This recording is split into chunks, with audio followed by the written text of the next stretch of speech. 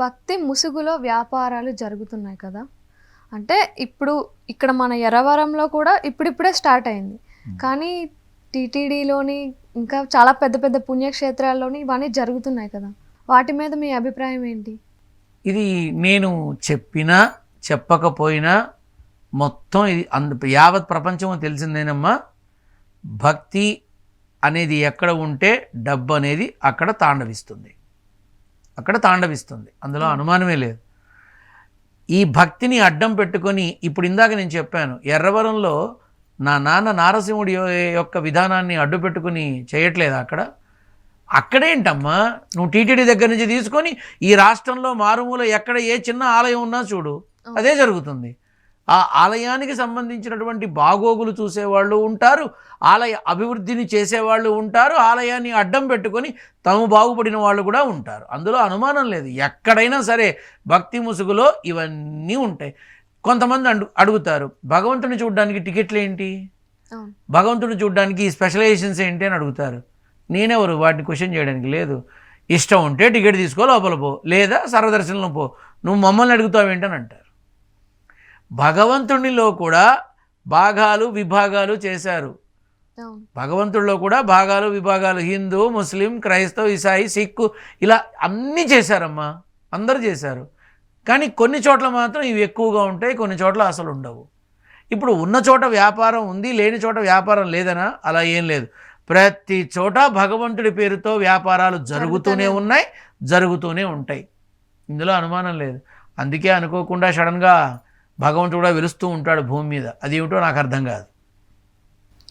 సరే గురువుగారు, రుద్రాక్ష ధారణ అనేది మంచి ఫలితాన్ని ఇస్తుందా? రుద్రాక్ష ధారణ అనేది మంచిదా? రుద్రాక్షలు అనే దాని మీద నాకు కొంత అవగాహన ఉంది. ఏకముఖి దగ్గర నుంచి 20 ముఖాలని, ఇక అన్ని రకాలుగా అన్ని ముఖాలకు సంబంధించిన రుద్రాక్షలు ఉంటాయని తెలుసు.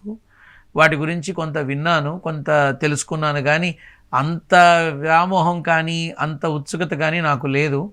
ఇక నువ్వు అన్నట్టుగా రుద్రాక్షలు ధరిస్తే మంచిదా అంటే నమ్మకం అది. ఏమీ తెలియని ఒక పిరికివాడికి నేను నీకు మంత్రించి ఒక రుద్రాక్ష ఇచ్చాను, నువ్వు అది మెడలో వేసుకో, నువ్వు ఖచ్చితంగా ఫస్ట్ క్లాస్ వస్తావు అని అంటారు, ఖచ్చితంగా నీకు పెళ్ళి అవుతుందని అంటారు. నిజానికి అది ఆ నమ్మకంతో వాడు వేసుకోవడం, మా గురువుగారు ఇచ్చారు అని చెప్పి వాడు ఆ రోజు నుంచి చదవడం మొదలు పెడతాడు. కానీ వాడు ఏమనుకుంటాడు, దీనివల్లే నేను చదివాను, దీనివల్లే నేను పాస్ అయ్యాను అనుకుంటాడు. వాడు చదువుతాడు, వాడు పాస్ అవుతాడు. ఇవన్నీ సైకలాజికల్ ఎరాస్ అమ్మా, ఇవన్నీ కూడా సైకలాజికల్ ఎరాసే. మనం కష్టపడకుండా ఎందుకు వస్తుందమ్మా చెప్పు? కానీ మళ్ళీ వాళ్ళు ఏమంటారు, నేను ఈ రుద్రాక్ష ఇచ్చాను, ఇది నువ్వు ఉంచుకొని చదువుకుంటే ఇక నీకన్నీ గుర్తుంటాయి అంటారు. చదువుకుంటే ఎలాగో గుర్తుంటాయి, దానికి ఏం వేసుకోవడం ఎందుకు, తీసుకోవడం ఎందుకు?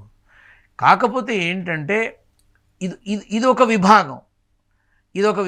నేను మొన్న కూడా చెప్పా, ఈ రుద్రాక్షలు ఏవైతే చాలామంది విఐపీస్ అని వాళ్ళని వీళ్ళని అందరికీ ఇస్తారు. విఐపీస్ అయిన తర్వాత వీళ్ళు వెళ్ళి రుద్రాక్ష ఇస్తారు. రుద్రాక్ష ఇవ్వటం వల్ల మినిస్టర్ ఎవరు, రుద్రాక్ష ఇవ్వటం వల్ల ఎమ్మెల్యే ఎవరు? విఐపీస్ దగ్గరికి వెళ్ళి ఇస్తారు. అంటే ఏంటి దాని అర్థం? దీనివల్ల ఆయన అయ్యాడా?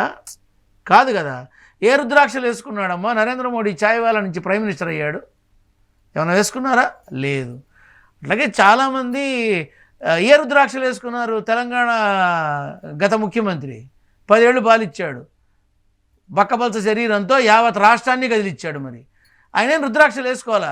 ఏమీ ఉండదు. కానీ పూజలు పురస్కారాలు బ్రహ్మాండంగా చేస్తాడు, భగవంతుని విపరీతంగా నమ్ముతాడు. ఎప్పుడైనా చూసారా మీరు రుద్రాక్షలు ఆయన మెడలో? రంగురాళ్ళు ఏమైనా చూసారా? లేదు. భగవంతుని నమ్మాడు, పూజలు చేశాడు. అంటే ఇక్కడ నేను ఒకరిని తప్పు పట్టట్లా, ఒకళ్ళని మెచ్చుకోవట్లా. నేను చెప్పేది ఏంటంటే, రంగురాళ్ళని తీసుకో, రుద్రాక్షలు తీసుకో, జాతకాలు చెప్పేవాళ్ళని తీసుకో. వీళ్ళు ఆ రోజు సూర్యోదయం అయిన తర్వాత వాళ్ళ వ్యాపార విధానాన్ని మొదలుపెట్టే ముందు భగవంతుడి దగ్గరికి వెళ్తారు. వెళ్ళి, భగవంతుడా ఇవాళ నాకు రుద్రాక్షలు బాగా అన్నీ సేల్ అవ్వాలి, అనుగ్రహించు తండ్రి అని దండం పెడతాడు. అలాగే ఈ డైమండ్స్, నువ్వన్న రంగురాళ్ళు అవి ఇవి ఉన్నటువంటి షాపు వాడు కూడా షట్టర్ తీయగానే భగవంతుడి దగ్గరికి వెళ్ళి, ఇవాళ వ్యాపారం బాగుండి బాగా సంపాదించేలా చూడు, నీకు ఇంత ఇస్తాను అని చెప్పి దండం పెడతాడు. అలాగే జాతకాలు చెప్పేవాళ్ళు కూడా సరస్వతి దేవికో గాయత్రి దేవికో ఆ అమ్మవారికో నమస్కారం చేసి తల్లి ఈరోజు నాకు నీ అనుగ్రహం కావాలి, నన్ను ఆశీర్వదించు అని చెప్పి అమ్మవారికి దండం పెడతారు. దాన్ని బట్టి వాళ్ళ యొక్క జీవన విధానంలో అటు వ్యాపారమైనా ఇటు వ్యవహారమైనా జరుగుతుంది. అంటే వీళ్ళంతా వెళ్ళి భగవంతుడికేగా నమస్కారం చేశారు కదా. అంతే. నేను ఏజెంట్స్ లేని భగవద్ దర్శనం కోరుకుంటానమ్మా, అందుకే నేను నేరుగా ఆయన పాదాల దగ్గరే ఉంటాను.